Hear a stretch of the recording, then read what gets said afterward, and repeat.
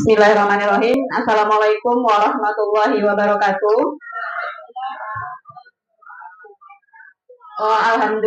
Alhamdulillahirabbil alamin. Assalatu wassalamu ala asrofil anbiya'i wal mursalin wa ala alihi wa sahbihi rasulillahi ajmain. Puji syukur marilah kita ucapkan kepada Allah Subhanahu wa taala, karena dengan rahmat dan nikmat beliaulah kita dapat berkumpul pada hari ini di ruangan yang berbahagia ini. Kemudian salawat beriring salam tidak lupa pula kita sampaikan kepada arwah junjungan alam, yakninya Nabi besar kita Nabi Muhammad Shallallahu Alaihi Wasallam dengan ucapan Allahumma sholli ala Sayyidina Muhammad wa ala ali Sayyidina Muhammad. Yang sama-sama kita hormati Ibu dan Bapak Wakil Kepala Sekolah, kemudian yang saya hormati Bapak Ibu Guru UPT SMP Negeri 2 Pulau Punjung yang telah bersedia meluangkan waktunya untuk mengikuti kegiatan saya, yaitu menyebarkan pemahaman dan penerapan pengalaman budaya positif di sekolah. Baiklah, Bapak Ibu yang saya hormati, kita langsung saja. Di sini budaya positif itu ada konsep intinya. Yang pertama adalah perubahan paradigma belajar. Kemudian yang kedua ada disiplin positif. Yang ketiga ada nilai-nilai kebajikan. Kemudian yang keempat ada kebutuhan dasar manusia. Yang kelima ada motivasi perilaku manusia. Yang keenam posisi kontrol guru. Kemudian keyakinan kelas. Dan yang terakhir ada segitiga restitusi. Dan ini nanti akan saya bahas satu persatu. Nah, untuk pembelajaran paradigma baru. Pembelajaran paradigma baru itu merupakan pembelajaran yang dirancang berdasarkan prinsip pembelajaran berdiferensiasi, sehingga para peserta didik belajar sesuai kebutuhannya berdasarkan tahap perkembangan sesuai teori psikologi modern untuk mewujudkan profil pelajar Pancasila, di mana profil pelajar Pancasila itu adalah yang pertama beriman dan bertakwa, kemudian mandiri, bernalar kritis, kreatif, bergotong royong, dan berkebinekaan global. Nah, kemudian lanjut ke disiplin positif, di mana disiplin ini berasal dari kata disiplina yang artinya belajar. Nah, disiplin mengacu pada disiplin diri yang memiliki tanggung jawab terhadap apa yang dilakukan berdasarkan nilai-nilai yang diyakini. Nah, disiplin positif ini merupakan salah satu cara penerapan disiplin yang bertujuan untuk menumbuhkan kesadaran serta memberdayakan peserta didik tanpa imbalan, penghargaan, ancaman, atau hukuman. Nah, kemudian sebagai pendidik, tujuan kita adalah menciptakan peserta didik yang memiliki disiplin diri sehingga mereka berperilaku mengacu pada nilai-nilai kebajikan universal dan memiliki motivasi intrinsik dalam perubahan perilaku ke arah yang lebih baik. Di mana kebajikan universal ini adalah kebajikan yang sudah disepakati secara bersama. Nah, ini dia nilai-nilai kebajikan. Nilai yang disepakati bersama lepas dari suku bangsa, agama, bahasa, maupun latar belakangnya. Nah, kita lihat di sini contoh nilai kebajikan institusi atau organisasi. Nah, nilai-nilai pada profil pelajar Pancasila yaitu beriman dan bertakwa pada Tuhan Yang Maha Esa dan berakhlak mulia, berkebinekaan global, gotong royong, mandiri, kreatif, dan bernalar kritis. Nah, kemudian ada di sini nilai kebajikan PYP. Itu adalah toleransi, rasa hormat, integritas, mandiri, menghargai, antusias, empati, keingintahuan, kreativitas, kerjasama, percaya diri, dan komitmen. Kemudian ada nilai kebajikan keterampilan hidup atau life skill, yaitu dapat dipercaya, lurus hati, menjadi pendengar yang aktif, tidak merendahkan orang lain, dan memberanikan diri, dan memberikan yang terbaik untuk diri sendiri. Nah, selanjutnya kita membahas mengenai kebutuhan dasar manusia. Nah, kebutuhan dasar manusia itu adalah segala sesuatu yang kita lakukan untuk mendapatkan apa yang kita inginkan. Seluruh tindakan yang kita lakukan memiliki tujuan tertentu, dan semua usaha terbaik yang kita lakukan adalah dalam rangka agar kebutuhan dasar kita terpenuhi dengan baik. Nah, ini 5 kebutuhan dasar manusia. Jadi 5 kebutuhan dasar kita sebagai manusia. Yang pertama adalah bertahan hidup. Nah, ini merupakan kebutuhan dasar kita, di mana untuk bertahan hidup kita memerlukan yang namanya makanan, pakaian, tempat tinggal, keamanan, dan kesehatan. Kemudian kebutuhan dasar yang kedua adalah kasih sayang dan rasa diterima. Nih, rasa diterima, dipedulikan, berbagi, kerjasama, menjadi bagian dalam kelompok. Kemudian ada kebutuhan dasar yang ketiga adalah penguasaan. Dan kemudian ada harga diri, keinginan untuk dianggap, memimpin, berprestasi, diakui, dan didengar. Kebutuhan dasar keempat adalah kebebasan. Di sini adalah mandiri, memiliki pilihan, mencoba hal baru, dan mampu mengendalikan arah dirinya. Kemudian kebutuhan dasar yang terakhir adalah kesenangan. Nah, ini kesenangan, contohnya bermain, humor, antusiasme, dan tertawa. Jadi, ini merupakan 5 kebutuhan dasar yang harus kita miliki dan kita penuhi sebagai manusia. Nah, kemudian ada motivasi perilaku manusia. Di sini ada 3 motivasi perilaku manusia. Yang pertama adalah untuk menghindari ketidaknyamanan atau hukuman. Nah, mungkin seseorang melakukan sesuatu atau melakukan perbuatan itu semata-mata hanya untuk menghindari ketidaknyamanan atau hukuman. Kemudian yang kedua, untuk mendapatkan imbalan atau penghargaan dari orang lain. Nah, ini seringkali terjadi, mungkin terjadi di murid-murid di sekolah-sekolah ya. Mereka melakukan sesuatu itu hanya untuk mengharapkan imbalan atau mengharapkan penghargaan dari orang lain. Kemudian yang ketiga, motivasi perilaku manusia adalah untuk menjadi orang yang mereka inginkan dan menghargai diri sendiri dengan nilai-nilai yang mereka percaya. Nah, jadi dari ketiga motivasi perilaku ini, yang pertama dan yang kedua itu merupakan motivasi ekstrinsik. Ya, kemudian yang ketiga itu baru merupakan motivasi intrinsik yang benar-benar lahir dari diri mereka sendiri, yang mereka berperilaku itu memang untuk menjadi apa yang mereka inginkan, sesuai dengan hati nurani mereka.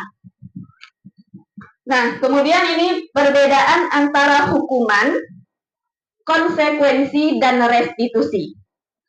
Nah, kalau hukuman itu tidak terencana atau tiba-tiba.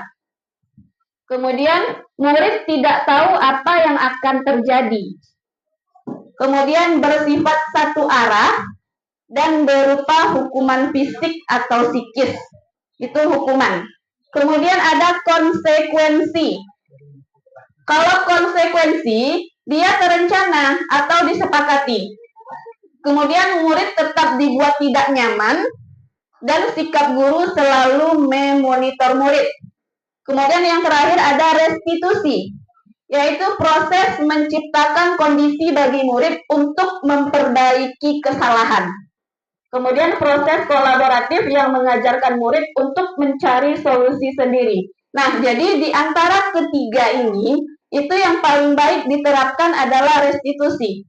Artinya di sini, kita memberikan kesempatan kepada murid untuk menggali apa yang akan mereka cari untuk menjadi solusi dari permasalahan mereka.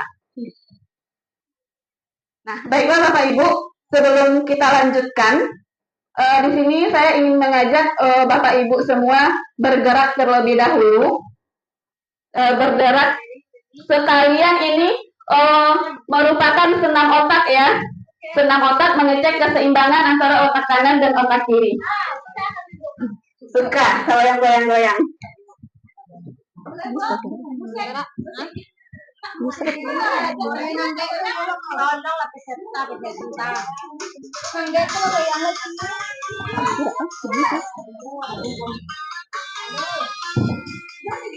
Ada apa? Dah, ada mana ada tadinya? Dah, ada speknya kamu. Tuh.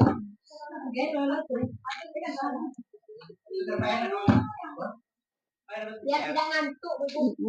Mic-nya tak. Ayo. Enggak dong. Belakang enggak? Di bawah. Ini kamu yang pandai joget, kamu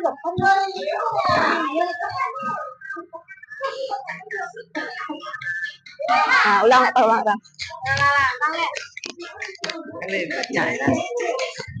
Kita ulang ya Bapak Ibu. Nah, kita ulang Bapak Ibu.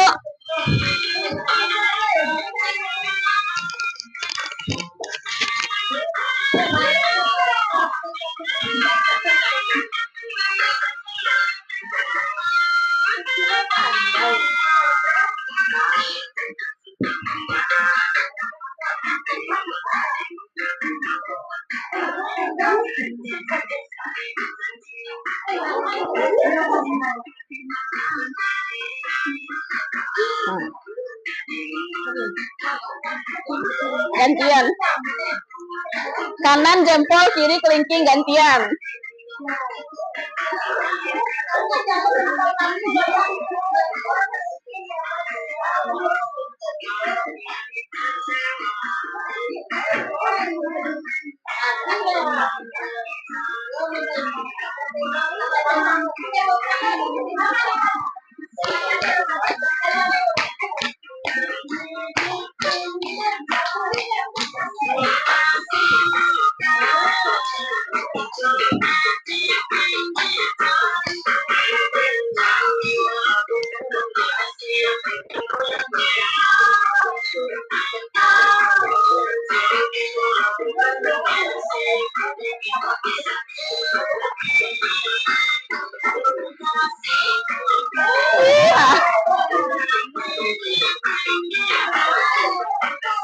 Balas.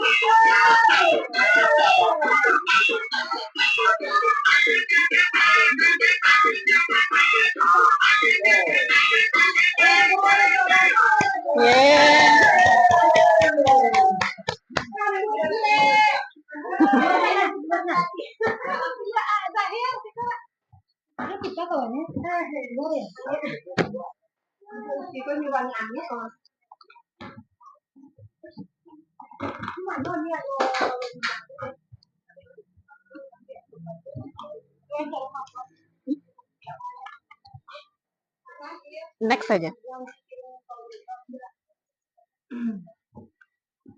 Nah, terima kasih Bapak Ibu semuanya. Tadi berarti merupakan gerakan ya, menyeimbangkan antara otak kanan dan otak kiri. Ternyata masih banyak yang belum seimbang antara otak kiri dan otak kanannya. Mungkin di sini kita lebih banyak ke kanan mungkin ya Bu ya.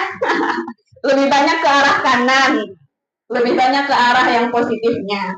Dan ya, yang penting yang penting masih bisa menggunakannya dengan baik. Dan kemudian Bapak Ibu, di sini kita lanjut ya. Lanjut kepada posisi kontrol kita sebagai guru. Nah, ini ada 5 posisi kontrol guru. Yang pertama adalah sebagai penghukum. Nah, maksudnya di sini seorang guru yang berposisi sebagai penghukum itu mungkin masih terdapat atau masih ada ya di sekolah-sekolah. Ini maksudnya guru yang suka memberikan hukuman kepada muridnya tanpa mendengarkan atau mencari solusi lain dari permasalahan yang sedang dihadapi oleh murid. Misal, kalau siswa terlambat upacara, kemudian disuruh atau diminta untuk hormat bendera selama 1 jam. Nah, itu kan merupakan hukuman ya Bapak Ibu ya, hukuman fisik. Nah, kemudian posisi kontrol kedua adalah pembuat rasa bersalah. Nah, maksudnya di sini untuk pembuat rasa bersalah itu adalah seorang guru itu mengucapkan kata-kata yang membuat murid itu merasa bersalah atas tindakannya.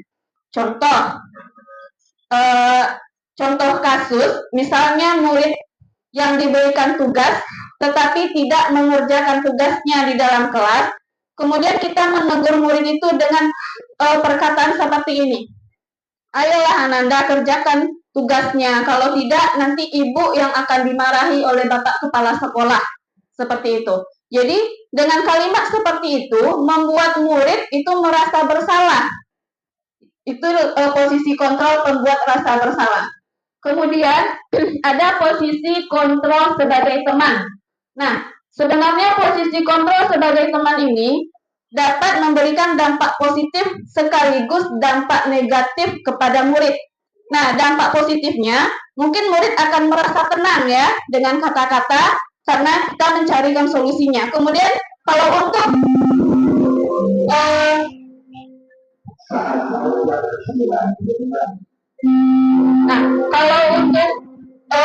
negatifnya,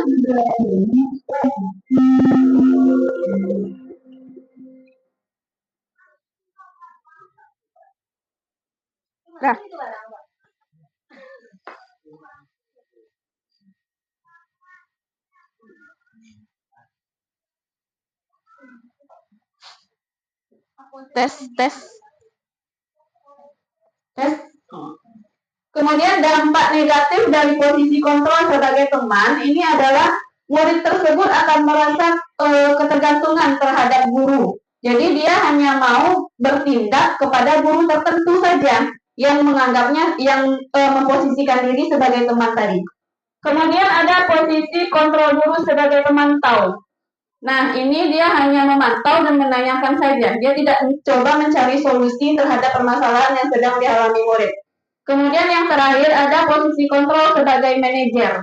Nah, dari kelima posisi kontrol ini, itu yang paling baik dilakukan oleh seorang guru adalah posisi manajer. Di sini kita mengajak murid untuk memahami dia sudah melakukan kesalahan apa dan kemudian kita menggali dari murid tersebut bagaimana solusi yang akan dilakukan oleh murid untuk menyelesaikan permasalahan yang sedang dialami. Nah, ini contoh penerapan 5 posisi kontrol guru. Dengan kasus siswa tidak memakai atribut lengkap saat upacara bendera. Nah, kemudian ada di sini diminta hormat pada bendera selama 1 jam. Seperti yang sudah dicontohkan tadi, itu merupakan posisi kontrol sebagai penghukum, memberikan hukuman fisik kepada siswa yang tidak memakai atribut lengkap pada saat upacara bendera. Kemudian, berapa kali ibu harus memberitahumu? Kamu selalu saja mengecewakan ibu. Nah, kalimat seperti ini, itu seorang guru sedang berada pada posisi kontrol pembuat rasa bersalah. Nih, karena kamu selalu saja mengecewakan ibu. Nah, dengan kalimat seperti itu, murid dibuat merasa melakukan kesalahan. Walaupun sebenarnya murid itu memang melakukan kesalahan, tapi itu merupakan posisi kontrol yang tidak membangun bagi murid. Kemudian yang ketiga, ini posisi kontrol yang baik ya, manajer. Apakah kamu tahu kesalahanmu? Kemudian kira-kira bagaimana kamu memperbaiki kesalahanmu? Nah, di sini kita meminta murid untuk menggali. Nah, murid yang menemukan sendiri apa kesalahannya dan bagaimana solusi untuk memperbaiki masalah yang sedang mereka hadapi. Nah, kita coba jawab ini bersama-sama ya Bapak Ibu ya. Posisi kontrol apakah aku? Nah, ini yang pertama, saya kecewa sekali dengan kamu. Nah, kira-kira ini posisi kontrol yang mana?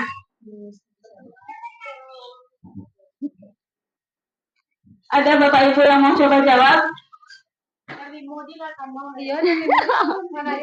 Yang 5. Coba ini, saya kecewa sekali dengan kamu. Yang kedua, pembuat rasa bersalah. Ya, pembuat rasa bersalah. Saya kecewa sekali dengan kamu, seperti yang dicontohkan tadi ya. Karena kata-kata saya kecewa sekali dengan kamu itu membuat murid itu merasa bersalah. Kemudian lanjut, posisi kontrol apakah aku? Kamu tidak pernah benar melakukannya. Kamu tidak pernah benar melakukannya. Penghukum, kamu tidak pernah benar melakukannya. Kira-kira ini berada di posisi kontrol yang mana Bapak Ibu? Yang ketiga itu posisi kontrol sebagai teman. Kamu tidak, yang keempat pemantau.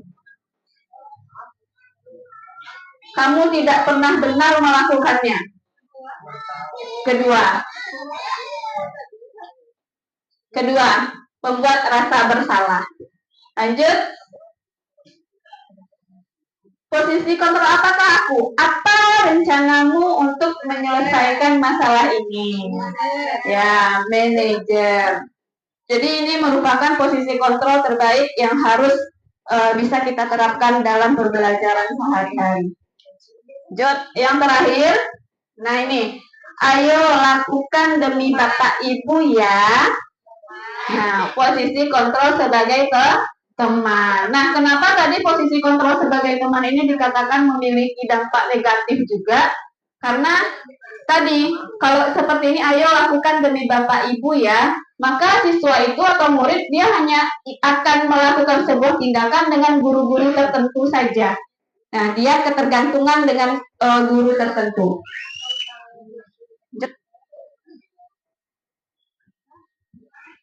Yang terakhir, kamu tidak akan mendapat nilai jika tidak mengerjakan tugas. Posisi kontrol penghukum ya. Kamu tidak akan mendapat nilai jika tidak mengerjakan tugas. Jelas di sini guru itu memberikan hukuman jika tidak mengerjakan tugas, maka tidak akan mendapatkan nilai. Nah, lanjut yang terakhir. Bukan yang terakhir ya, masih ada setelah ini. Sebelum kita lanjut ke sini, apakah ada dari Bapak Ibu yang ingin bertanya mengenai posisi kontrol guru atau yang lainnya tadi? Next ya. Berarti keyakinan kelas lagi. Kita membahas keyakinan kelas. Mengapa keyakinan kelas? Mengapa bukan peraturan kelas? Sementara selama ini yang sudah ada, itu adalah peraturan ya. Peraturan kelas, peraturan sekolah. Nah, sekarang kita beralih ke namanya keyakinan kelas. Nah, kenapa keyakinan? Kenapa bukan peraturan?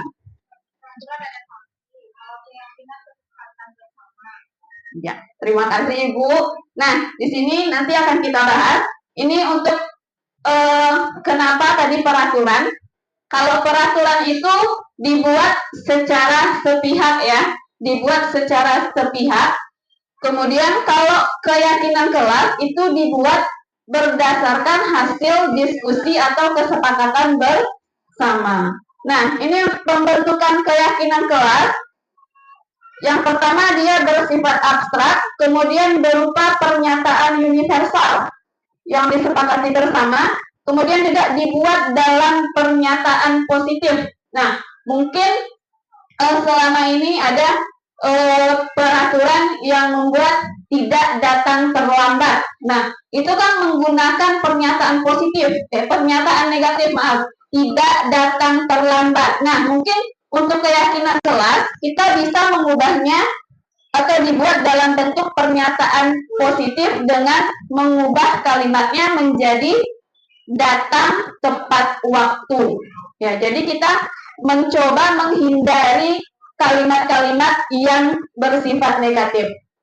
Nah, kemudian keyakinan kelas itu sedikit saja agar mudah diingat.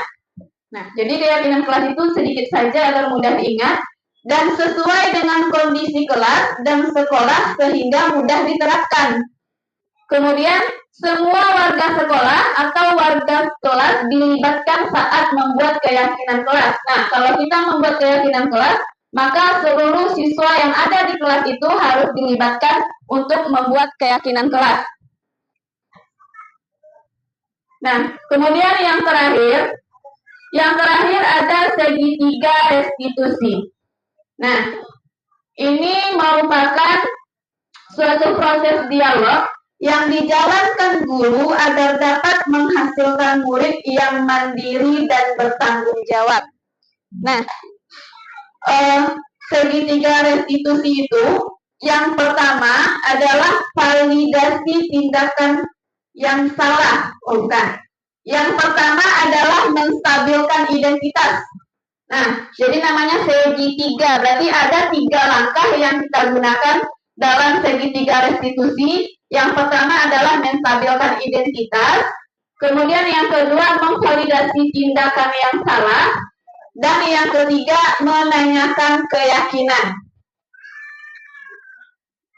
Nah, ini untuk langkah pertama yang menstabilkan identitas, itu adalah berdasarkan prinsip membuat kesalahan adalah bagian dari proses pembelajaran. Nah, dengan kalimat-kalimat yang bisa diucapkan sebagai berikut. Berbuat salah itu wajar. Tidak ada manusia yang sempurna. Ibu bapak juga pernah melakukan itu. Ibu bapak tidak mau mencari siapa yang salah, tapi ibu atau bapak ingin mencari solusi dari permasalahan ini. Kamu berhak merasa begitu. Nah, ini merupakan kalimat-kalimat atau pernyataan-pernyataan yang bisa kita ucapkan dalam menerapkan segitiga restitusi pada langkah pertama menstabilkan identitas. Nah, kemudian langkah yang kedua adalah validasi tindakan yang salah. Ini berdasarkan prinsip setiap perilaku berupaya memenuhi suatu kebutuhan tertentu. Nah, kita bisa menggunakan kalimat-kalimat sebagai berikut. Yang pertama, kamu pasti punya alasan mengapa melakukan hal itu. Kemudian, padahal kamu bisa melakukan hal yang lebih buruk dari ini ya. Kemudian yang ketiga, kamu patut bangga karena telah melindungi sesuatu yang penting bagimu. Kemudian juga kamu melakukannya karena mempertahankan sesuatu yang penting bagimu. Nah, jadi ini merupakan kalimat-kalimat yang bisa kita ucapkan untuk memvalidasi tindakan yang salah. Kemudian langkah yang terakhir dalam segitiga restitusi adalah menanyakan keyakinan. Ini berdasarkan prinsip teori kontrol bahwa pada dasarnya kita termotivasi secara intrinsik. Nah, apa saja kalimat yang bisa kita ucapkan untuk menanyakan keyakinan? Contoh, apa keyakinan kelas kita? Nah, tadi kan kita sudah membuat keyakinan kelas, sudah berdasarkan diskusi dan kesepakatan bersama anggota kelas. Kemudian kita tanyakan kembali, apa keyakinan kelas kita? Kemudian nilai-nilai apa yang telah disepakati bersama? Dan seperti apa gambaran sebuah kelas yang ideal menurutmu? Kemudian kamu ingin menjadi orang yang seperti apa? Nah, dengan ini kita kembali menanyakan kepada murid tersebut, kira-kira perbuatan atau permasalahan yang dilakukannya itu sesuai tidak dengan keyakinan kelas yang sudah dibuat dan disepakati bersama sebelumnya. Nah, jadi Bapak Ibu, ini merupakan contoh penerapan segitiga restitusi yang kasusnya ini adalah siswa yang tidak mengikuti kegiatan wirid Jumat.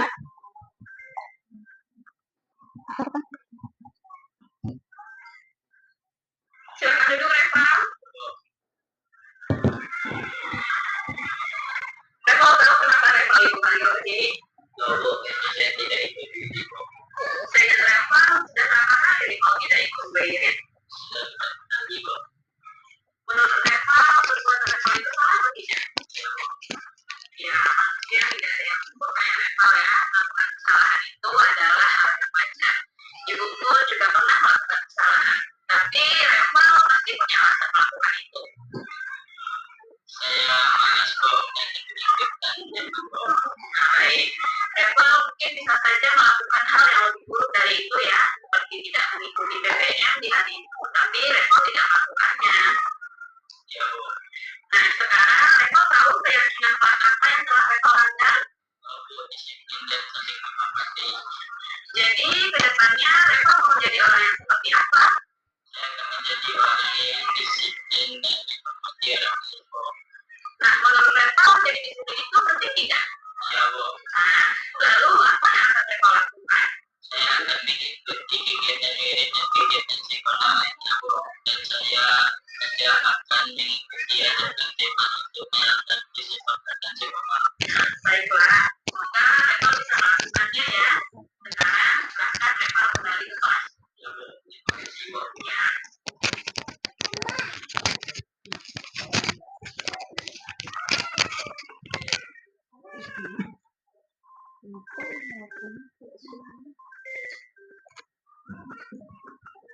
Nah, jadi itu tadi merupakan salah satu penerapan segitiga restitusi pada siswa yang kasusnya tidak mengikuti kegiatan wirid. Nah, tadi dalam video yang pertama itu menstabilkan identitas, kemudian memvalidasi tindakan yang salah, dan yang terakhir menanyakan keyakinan. Itu sudah dilakukan. Jadi sekarang menurut Bapak Ibu, kira-kira di sekolah kita sudah bisa tidak kita menerapkan segitiga restitusi dalam penyelesaian permasalahan yang dihadapi siswa? Bisa Bapak Hasno? Ya, sebagai Bapak Hasno sebagai guru BK tentu bisa ya, lebih memahami siswa. Nah, baiklah. Kemudian ini penutup, dalam penerapan program disiplin positif, hendaknya guru memiliki standar kepribadian, kemudian profesional dan sosial yang baik, di mana guru mampu merefleksi dirinya dalam posisi kontrol saat ini. Bagaimana perjalanan dirinya sebagai manajer yang menuntun murid-muridnya menjadi insan yang mandiri, merdeka dan bertanggung jawab sesuai dengan standar nasional pendidikan. Nah, Bapak Ibu, untuk menerapkan budaya positif di sekolah itu juga bukanlah hal yang mudah. Nah, banyak hal yang harus kita lakukan. Bukan hal yang gampang untuk bisa memposisikan diri kita sebagai manajer. Karena mungkin ketika kita mencoba memposisikan diri sebagai manajer, masih ada saja anak ini yang tidak merasa melakukan kesalahan. Mungkin dia sudah terbiasa melakukan hal itu, jadi tidak menyadari kalau hal yang dilakukannya merupakan sebuah kesalahan. Tetapi yakinlah Bapak Ibu, dengan bersama-sama kita pasti akan bisa secara perlahan-lahan menerapkan budaya-budaya positif di sekolah ini. Nah, baiklah Bapak Ibu, sebelum saya tutup, adakah Bapak Ibu yang ingin bertanya mengenai penerapan budaya positif di sekolah? Tidak ada. Kalau tidak, terima kasih atas waktunya Bapak Ibu. Saya ucapkan Assalamualaikum warahmatullahi wabarakatuh.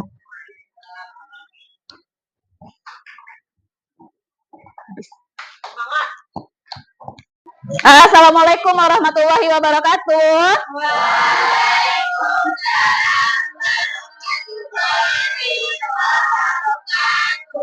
Bagaimana kabarnya hari ini? Alhamdulillah. Luar biasa. Baiklah, alhamdulillah. Baiklah anak-anak ibu semua, pada pertemuan kali ini kita akan mencoba membuat yang namanya keyakinan kelas ya. Nah, sebelum nanti ibu minta kepada anak-anak ibu semuanya untuk menentukan keyakinan kelas berdasarkan pemikirannya masing-masing, ibu mau menjelaskan dulu apa yang dimaksud dengan keyakinan kelas. Nah, keyakinan kelas ini dia hampir sama dengan yang namanya peraturan. Tahu peraturan? Sekolah kita ada peraturan kan? Ada, salah satunya apa? Apa salah satu peraturan sekolahnya?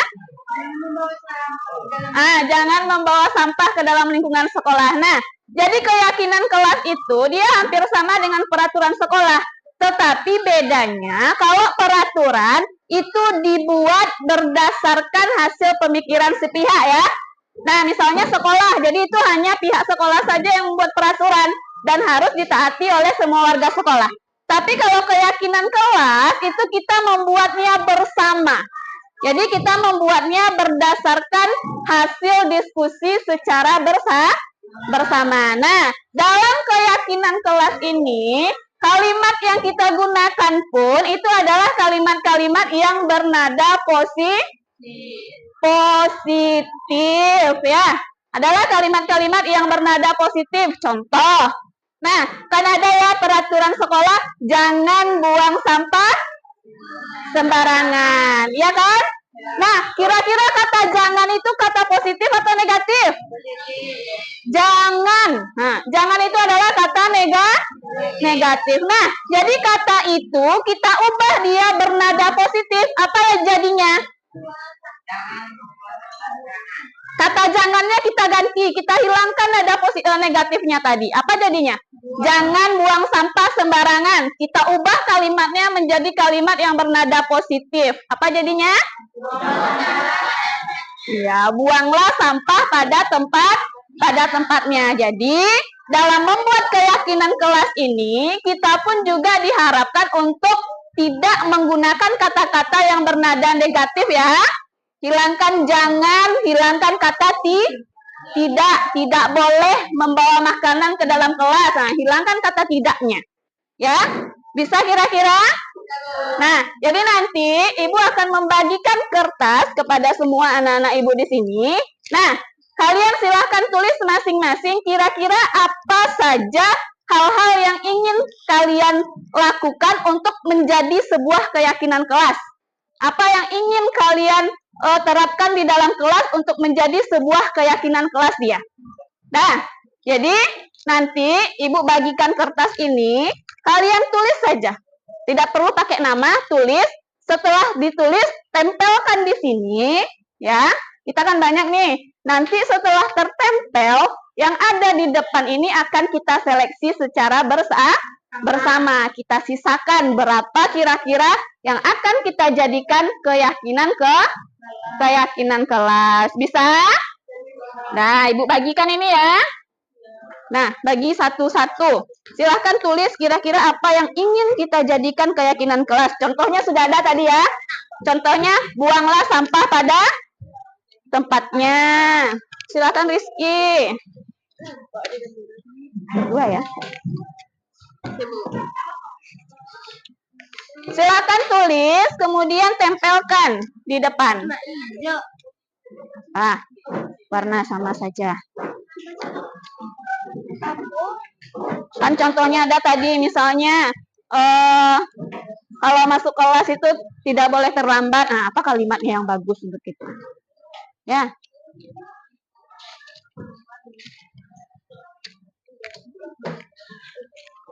Silahkan tulis, kemudian tempelkan di depan. Apa yang rasanya terpikir? Misalnya, tidak boleh mengganggu teman. menjaga ketertiban di dalam kelas. Ya.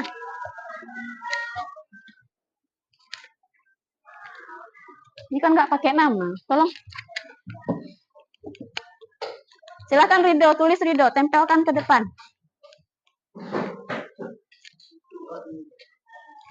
Ya. Nggak mau loncat. Oh. Terlupakan.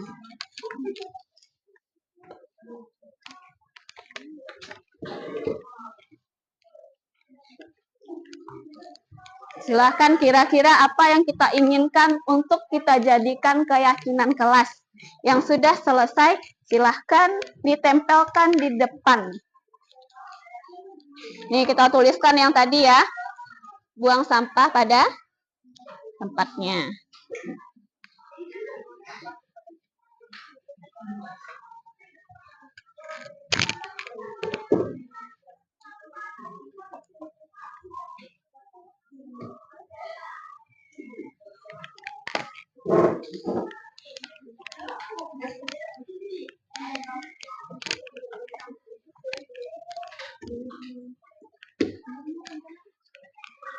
Nah, yang sudah silahkan ditempelkan. Iya, satu saja, boleh. Nah, silahkan tempelkan.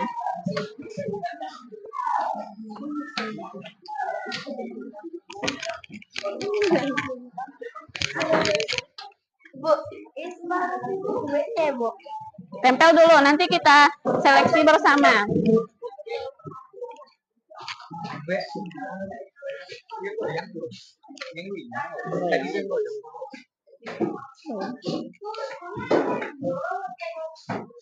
Ya,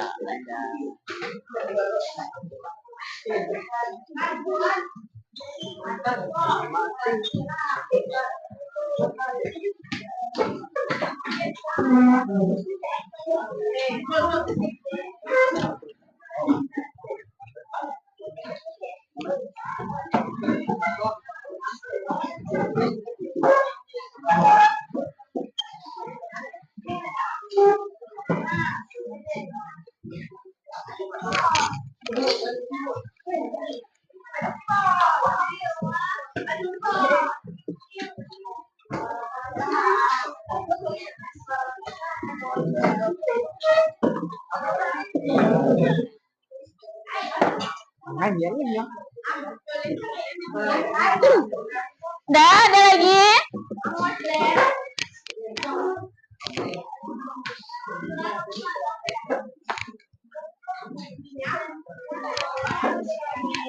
Dah, sudah? Sudah semuanya ditempelkan di sini? Sudah. Nah, sekarang kita lihat satu-satu ya. Kita seleksi mana yang akan kita jadikan keyakinan kelasnya nanti. Nah, yang pertama di sini buang sampah pada tempatnya. Oke, masuk kelas dengan tepat waktu. Masuk kelas tepat waktu sama ya. Tidak boleh berbicara saat ibu. Oke, belajar dengan tenang. Mengumpulkan tugas tepat waktu, mengerjakan piket kelas, dilarang berkata kasar, tidak ribut di kelas, ini sama dengan belajar dengan tenang ya. Buang sampah pada tempatnya sama ya. Tidak boleh berisik, itu sama dengan belajar dengan tenang. Kemudian apa lagi nih? Harus tepat waktu ketika pergi ke sekolah. Oke, enggak tadi nih, enggak ada. Mengumpulkan tugas tepat waktu. Belajar dengan tenang.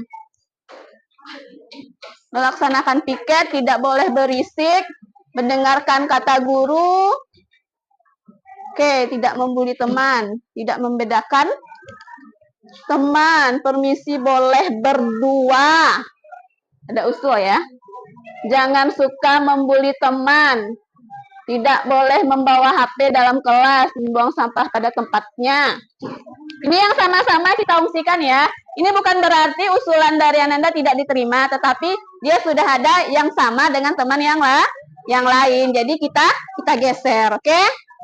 Nah, kemudian ini kita ambil beberapa. Membuang sampah pada tempatnya. Kemudian masuk kelas tepat waktu.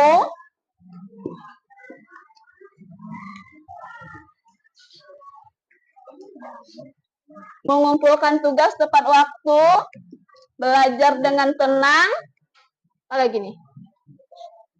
Masuk kelas nih. Berlaku baik dengan teman.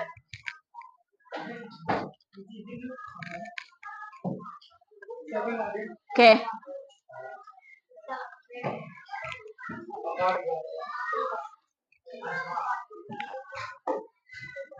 Tidak membuli, belajar dengan giat. Ya. Tunggu. Melaksanakan piket kelas.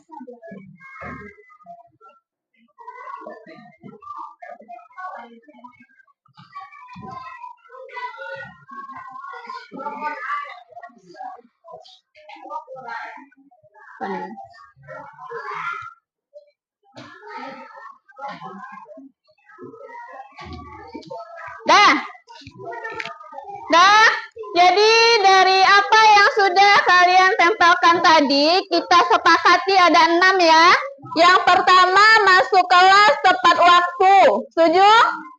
Setuju. Gitu. Dan kemudian yang kedua, mengumpulkan tugas tepat waktu. Setuju? Setuju. Kemudian, berlaku baik dengan sesama teman. Setuju. Kemudian membuang sampah pada tempatnya. Setuju. Kemudian belajar dengan tenang. Setuju. Kemudian mendengarkan guru ketika menerangkan. Setuju. Kemudian melaksanakan piket kelas. Setuju ya? Satu lagi. Ini kan sudah kita yang membuat. Nah. Kemudian ini tidak boleh membawa HP ke dalam kelas. Ini masih ada kalimat negatifnya ya, masih ada kata tidak ya. Artinya membawa HP itu tidak di dalam kelas ya. Menggunakan HP apabila ada pelajaran tertentu. Nah, jadi yang ada di sini setuju ya? Setuju? Setuju, ini akan kita terapkan seterusnya ke depan? Setuju. Nah, baik, sekarang kita, karena setiap anggota kelas itu sudah setuju, berarti untuk tanda dealnya, anak-anak ibu harus menandatangani kesepakatan kelas yang sudah dibuat. Nih. Kalau tidak dilakukan, tentu ada konsekuensi. Ya. Tidak.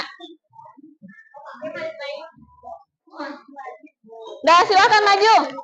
Dari ini, Injel, tulis nama dan tanda tangan nih.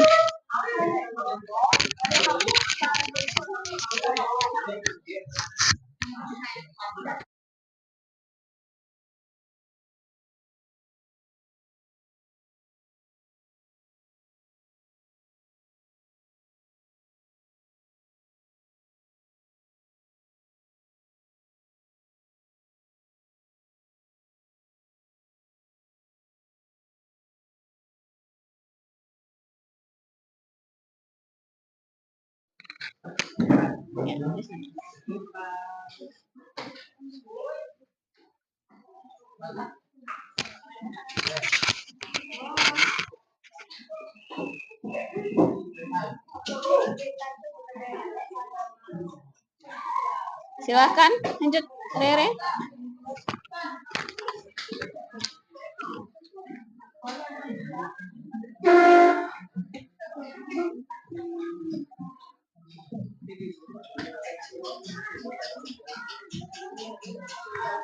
Anda?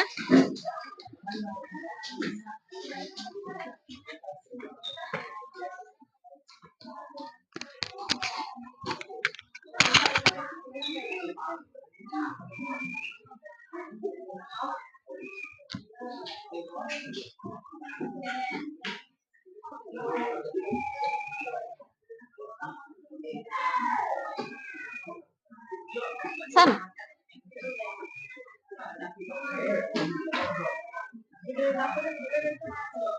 Sana.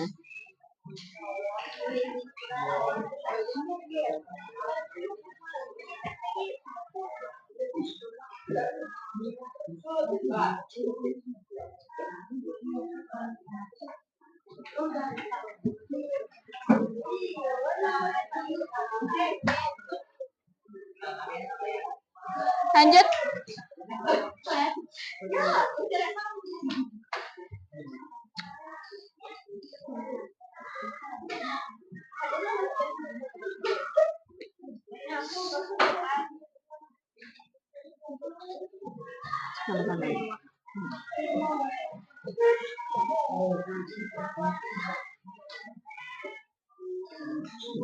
Zikra.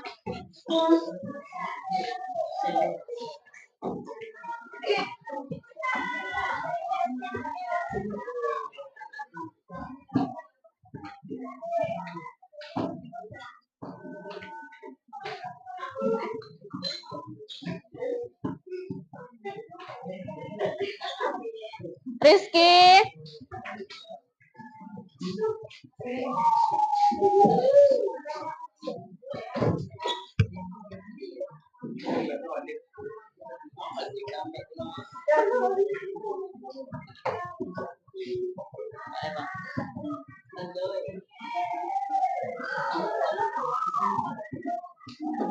Dah, silakan Rivaldo.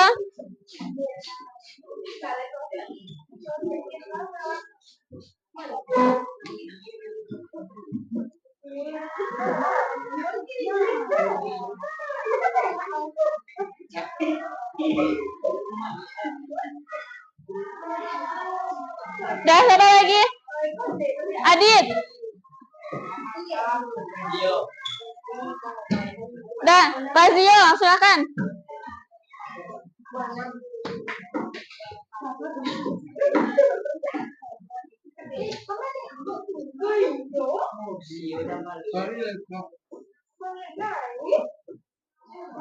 Dah, Razio.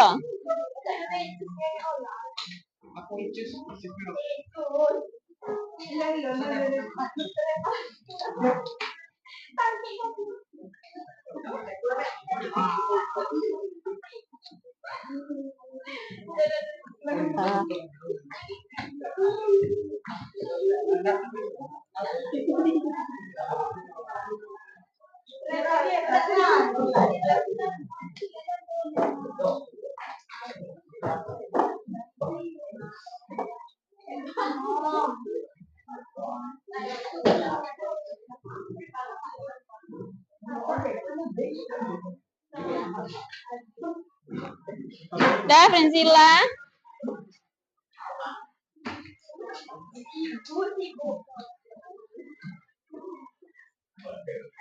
Goyang-goyang ini bisa distabilkan. Bisa distabilkan.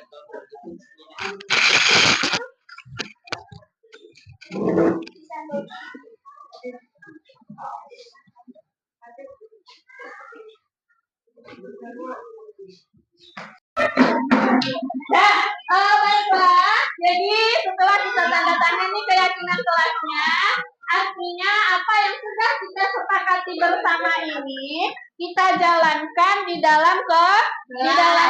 Kemudian kalau tidak dijalankan bagaimana, Bu?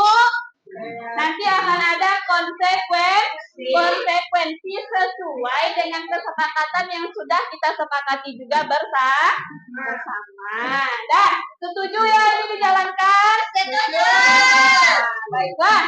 Sekarang sebelum kalian istirahat, 5 menit lagi kita goyang dulu ya. Kita goyang ya.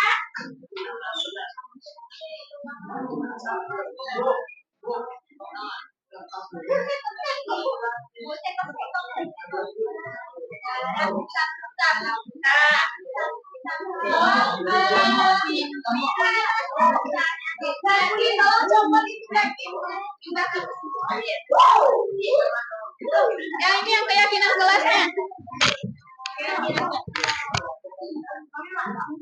Hati-hati dong kakak. Kakak dan hati-hati ya kakak dan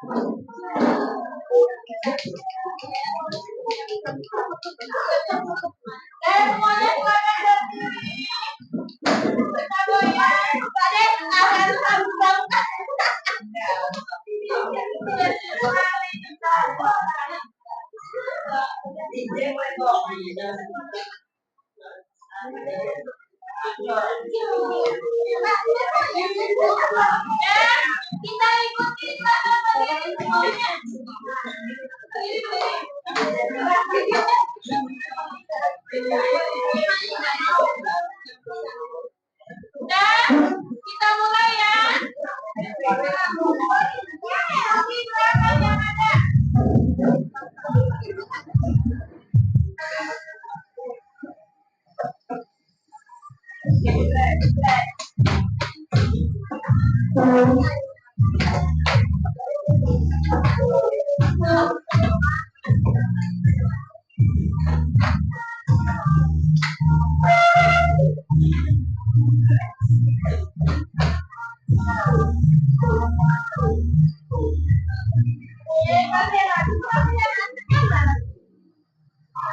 Ini semakin lama semakin cepat.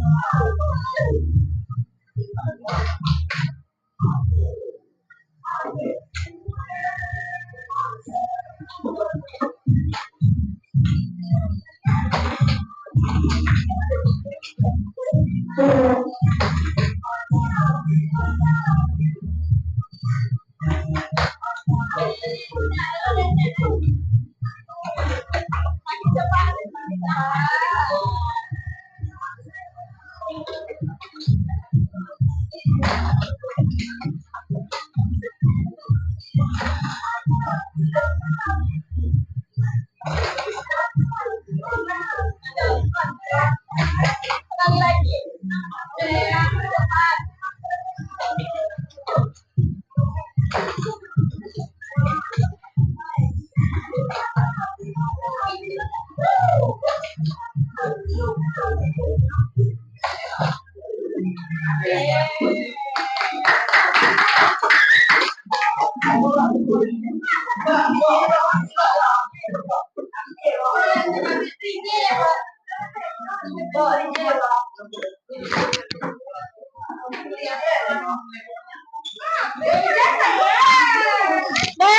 Baiklah anak ibu, karena waktu istirahatnya sudah selesai, jadi untuk pertemuan kali ini kita tutupkan sampai di sini ya. Assalamualaikum warahmatullahi wabarakatuh.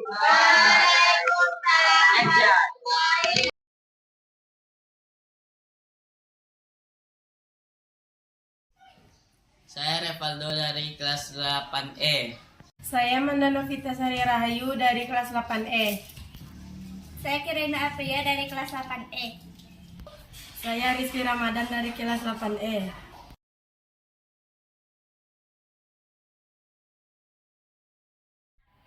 Saya sangat senang.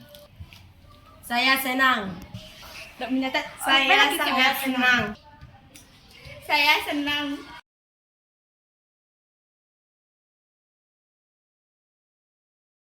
Mengajarkan kita bertanggung jawab. Melatih kedisiplinan. Mengajarkan saling menghargai. Belajar untuk menghargai orang lain.